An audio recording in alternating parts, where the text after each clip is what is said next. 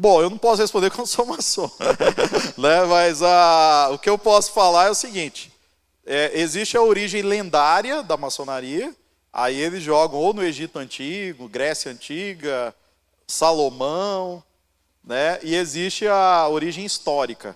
A origem histórica deles é as corporações de ofício na Idade Média. Então, ela nasce no período medieval, quando existia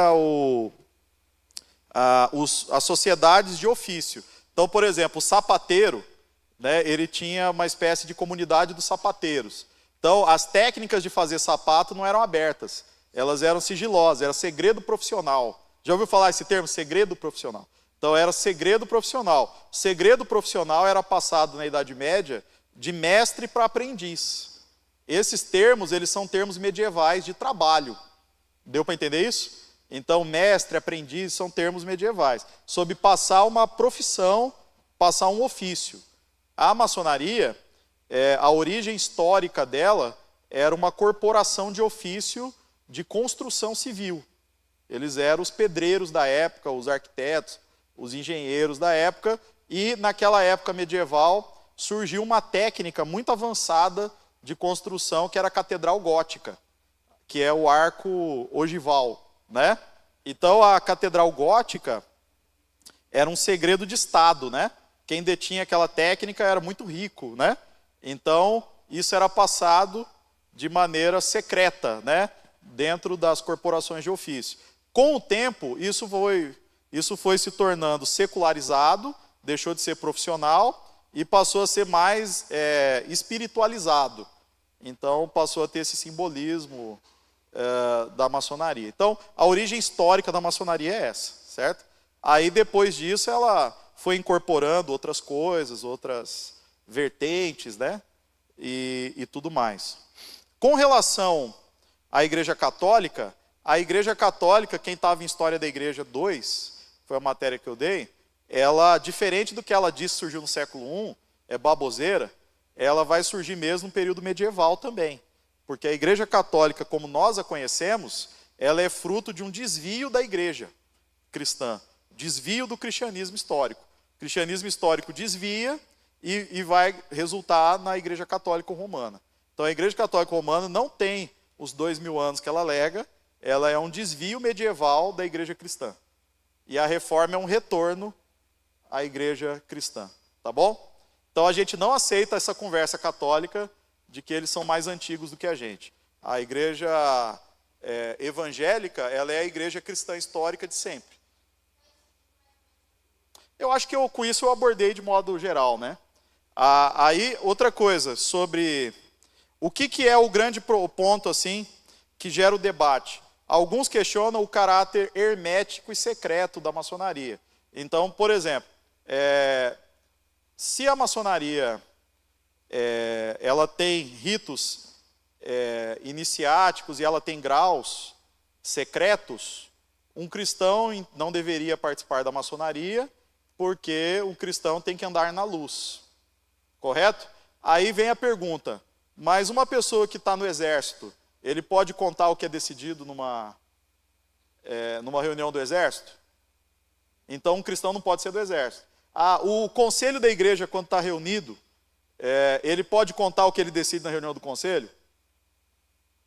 Quando está reunido o conselho, também não pode.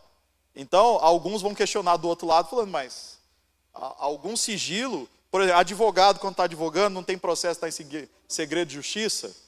Então, esses pontos geram polêmica, de um lado e do outro no debate.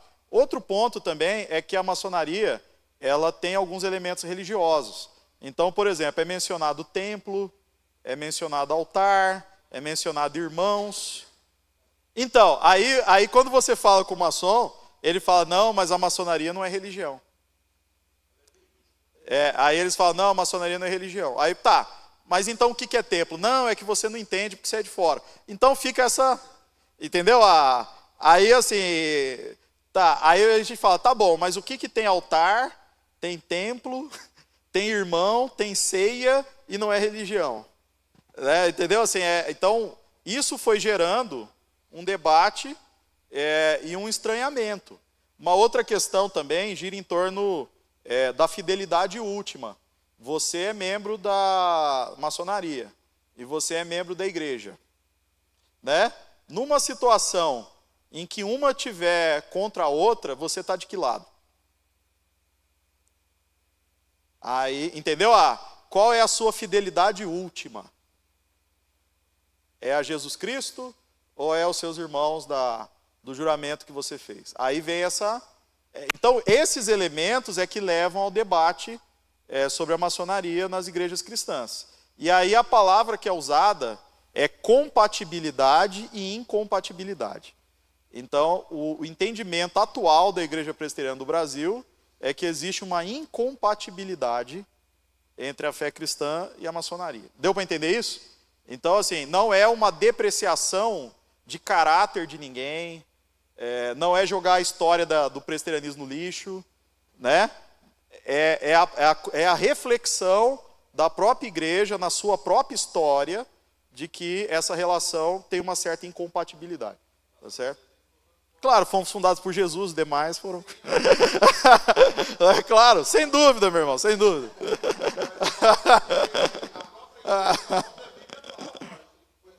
Deixa o irmão perguntar ali, tá bom. Pergunta aí, meu irmão. É que a IPB rechaça, só que a decisão da IPI tem 100 anos de antecedência. Entendeu? Vamos supor, a IPI nasce dessa posição, correto? Ela é um dos fatores que funda a IPI, correto?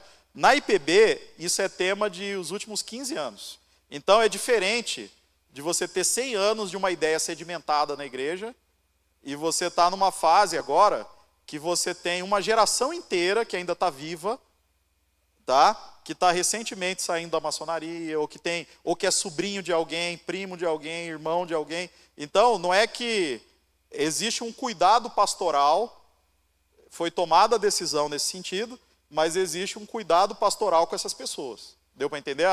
Por quê? Vou dar um exemplo para você. Isso aconteceu numa igreja que eu fui membro. O pastor na igreja decidiu combater a maçonaria de púlpito, né? Avisou na cidade que ia acontecer, sem falar que lotou de gente da cidade inteira para vir ver isso. Ele pegou os ritos da maçonaria, que alguém deu para ele, de todos os graus, e ele leu de púlpito e refutava ponto a ponto. Imagina, celeuma que deu, né? Tudo bem, ele posicionou enfaticamente contra, correto? Só que qual é o problema dessa abordagem? É que tinha muita gente que foi ferida por ser filho, né, por ser alguma coisa, e foi exposto de uma maneira não muito legal. E aí isso gerou, por exemplo, eu era adolescente, eu lembro disso. Eu tinha amigos adolescentes chorando, né, depois foram tomar satisfação dos pais. Foi uma coisa muito pesada, muito pesada. Então, quando a gente aborda esse assunto, por causa dessa história,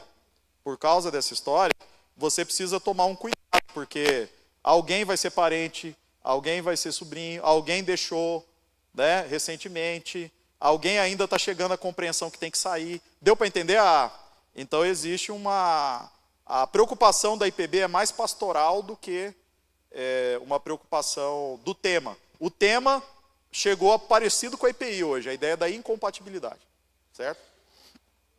Alguma dúvida mais sobre esse tema? Outra coisa, eu quis mostrar para vocês assim, que a relação da maçonaria com a igreja não é uma relação de, os maçons decidiram ser evangélicos. Não é isso. Eles decidiram romper o monopólio católico. Eu estou explicando assim, o que a instituição maçonaria pretendia no século XIX e XX. Né? Eles pretendiam a ruptura do monopólio católico no Brasil. Quando você olha os dados estatísticos hoje, isso aconteceu.